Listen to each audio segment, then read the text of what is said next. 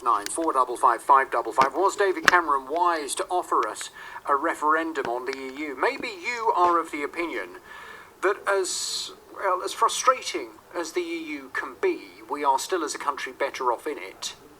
And maybe you're very concerned that by offering this referendum, a lot of people will simply vote for us to leave, not because they understand and they firmly believe that it will make this country a better country, but because of a sense of misguided patriotism. 03459 455 555. Jonathan in Hertfordshire. Hi, Jonathan. Hello, Jonathan. Good morning. You think that David Cameron had no choice but to offer a referendum? Well, first and foremost, he's a politician, of course he is. It's immaterial that he's Prime Minister of our country.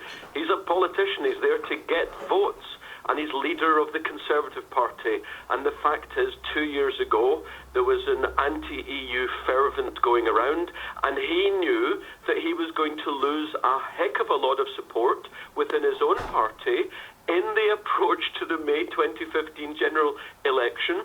And he knew that if he didn't offer a referendum, should the Conservatives win outright in May 15, then he was going to have great problems, and he knew he was not going to win the election. And indeed, UKIP wouldn't have got 4 million votes in 2015. In my humble opinion, they'd have got 6 million votes. They would now have a double-digit number of MPs, and on top of that, probably 10 Tory MPs would have defected to them. He had to give a referendum, and thank goodness he has. Well, you say thank goodness he has. I guess that's because you're hoping that people will opt to vote that we leave the EU. Well, you can guess that if you want. That's not what I was thinking. I was thinking that we've been lied and cheated to by our politicians for the last 40 years. I wasn't old enough to vote in 1975 when the British people were lied to that we were entering the common market purely on trade. Since then, there has been treaty after treaty which has reduced us to a little local council within an EU superstate. It used to be that our laws ultimately were headed up by the House of Lords. Now it's courts in Brussels and Strasbourg which have a different set of legal history to our own, and they now run our laws. 2/3 of what comes out of Westminster is originally thought up and created by unelected commissioners in Brussels. In other words, we didn't vote for what we have, and it's absolutely right that if we had in some been ways, told but Jonathan, happen, I'll tell you what, we wouldn't have voted for it. But in some ways, haven't we got ourselves to blame? If we don't have very much voice in Europe, haven't we kind of got ourselves to blame? Because at every single European election, the British public go to the polling booths and they vote UKIP in. They vote for a party that hates the EU, that wants us to withdraw from the EU. So our representatives as a country are largely Eurosceptic people who hate the whole institution.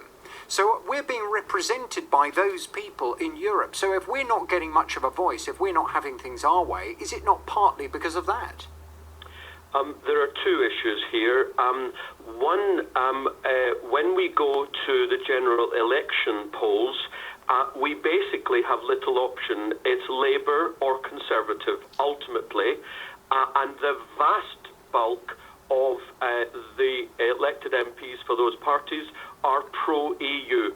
Little surprise, because look at all the lovely jobs that being associated with the EU gets them after they leave Parliament. Secondly, government after government over the last 40 years has whittled away our influence. You've had commentators talking to you this morning, talking about we are the second largest economy, we have got influence. Nothing could be further from the truth. Because of the majority voting system, we have practically no influence now. It's Germany and France. They basically are the EU. You could almost say Germany is the EU. But if it is no longer Britain, we have no influence. But if we pull out of the EU, then we will have no influence at all. And yet it has come to light, and I'll be honest with you, until recently I didn't quite understand this, because everybody talks about how, oh, it doesn't matter if we pull out of the EU, it's all right, everyone will still want to trade with us, we can still, so many people have called in over the years and said, it's all right, the Germans will still want to buy our cars and we'll still want to buy the German cars, etc. It will all still work beautifully. I had no idea that we will have to pay in order to trade with those European countries. We can't just do it for free. It will not be allowed. So we will have to pay millions of pounds just to deal with them. Now, if we're paying millions of pounds just to deal with them, and yet we have no influence whatsoever, we don't have any say in the decisions that are being made, the decisions could potentially be made that are totally not in our interest whatsoever, and yet we will have no alternative but just to go along with them. Does that sound like a better option than what we've got? Oh, Jonathan, that argument which you just put was totally put down as immaterial or irrelevant by Daniel Hannan, MEP, well, no. minutes ago. Well, no, to be fair, he said he didn't believe that it was... He said. Let me say what I'm thinking. But he accepted as well that we would still have to pay. There was no dispute in that. Yeah, and I'm not disputing it either. And what he said was that pound for pound, or population for population, of course Switzerland is a much smaller country than we are, but pound for pound, they pay a sixth of what we would have to pay, of what we pay currently. So if they were the same size as a country as we are, they would be paying 1/6 of what we are currently paying. But how much would we have to pay? Because we don't yet know how much we would have to pay because we're not in that situation. Well, but you're making it sound as if we would have to pay a lot of money. I'm saying we would have to pay millions, wouldn't we? My goodness, you're not letting me speak. I'm saying. But you've had quite a long time to speak, yeah. It's interesting. I'm saying to you, we have a specific real-life example right now of what is the deal. It's called Switzerland, and we know what they're paying.